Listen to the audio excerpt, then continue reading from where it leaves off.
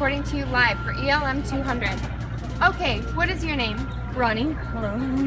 Ronnie, and what year are you? I'm a freshman. You're a freshman? Mm-hmm. And have you ever been dress coded? No, I've never.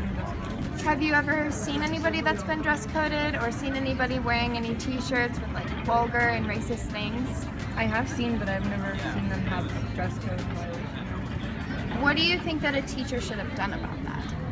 A teacher should have told somebody else about that, maybe like counselor or something. Do you think there should have been any punishment or anything like that? Yeah, I think that they should, like in most schools they do. Okay, thank you, Ronnie. In Ronnie's case, she had never seen anybody that had been dress coded or had been violated for wearing anything vulgar or anything graphic to school. However, most schools do have a dress code, and in this case, teachers usually use a type of punishment, such as presentation punishment. With this type of punishment, this means that a student would be given a t-shirt or ugly like hammer pants in replace of a short skirt or something with graphic or vulgar images or phrases on them.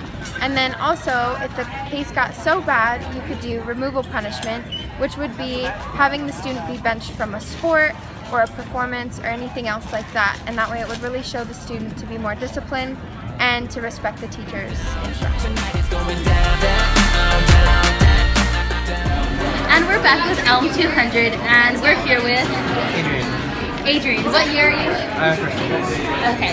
Have you ever had an instance where you had a teacher and you just really did not mesh well with that teacher? Yes, definitely. And has there ever been an instance where you wanted to be disrespectful to the teacher but knew better than to be? Yes, absolutely. Have you ever witnessed people being disrespectful to teachers? Not to their face, but behind their back. If a teacher were to witness it, how do you think they would handle that situation? I think most likely they would call them out in front of class and embarrass them. That would pretty much handle it. And do you think that it's an appropriate way, or do you think there's a different way that you would handle it? If I was a teacher? Yeah. I probably would talk to them after class privately. After class privately? Yeah. All right, thank you, Adrian. Yeah, no problem. So I really did like Adrian's approach to talking to the student privately after class.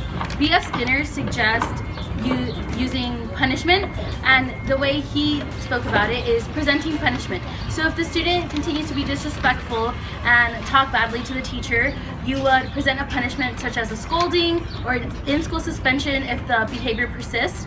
And then also, if the behavior does continue, another punishment you can present is a call home to the parents. With ELM-200 reporting to you live. What's your name, sir? Lamont Williams. And what year are you? I'm a junior. And have you ever been late to class because you were doing your hair?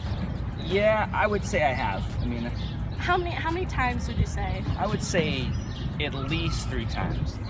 Wow. Has your teacher ever punished you for being late to class because you were fixing your hair? Yes, she has. How? Well, she grabbed me by my hair and she said, if you're ever late to class again, I will pull every strand out and make you eat it. How would you have liked her to respond to that? I would have liked her to respond by just saying, okay, you know, I'm going to keep a comb and a brush here for you in class, and that way you don't have to worry about it, and you can go right outside and you can do your hair right before class starts. Well, maybe someone will have a conversation about that with her sometime. I wish somebody would. Thank you for interviewing with us today. No problem. In this particular situation, B.F. Skinner's approach of using operant conditioning would have been a lot more helpful. He uses positive and negative reinforcement. So instead of the teacher pulling his hair, she could have offered that he would get a piece of candy every time he was on time to class, but every time that he wasn't on time to class, he would get a negative reinforcement by having to give that piece of candy to somebody else. We ain't leaving till the break of dawn. Hi, we're back with ELM-200, and I'm sitting here with Courtney. Courtney, has there ever been a time where you didn't get to turn in an assignment? Yes. And when you didn't turn in that homework assignment, how did your teachers react to that? What are some examples of maybe punishment, or did they let you off easy? Usually I get like half credit if I turned it in later. So you usually get half credit. Do you think that there's like a better way that your teachers could have handled that situation? Like, would you have preferred them to do something else for you?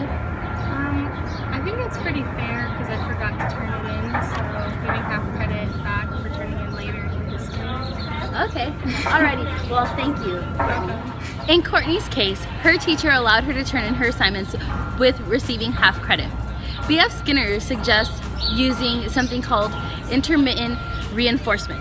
This means that instead of rewarding her every time she turned in an assignment, every 5 assignments, for example, she would receive a coupon, for example, to get free dessert. So it's not continuous reinforcement, but it's reinforcement over a period of time.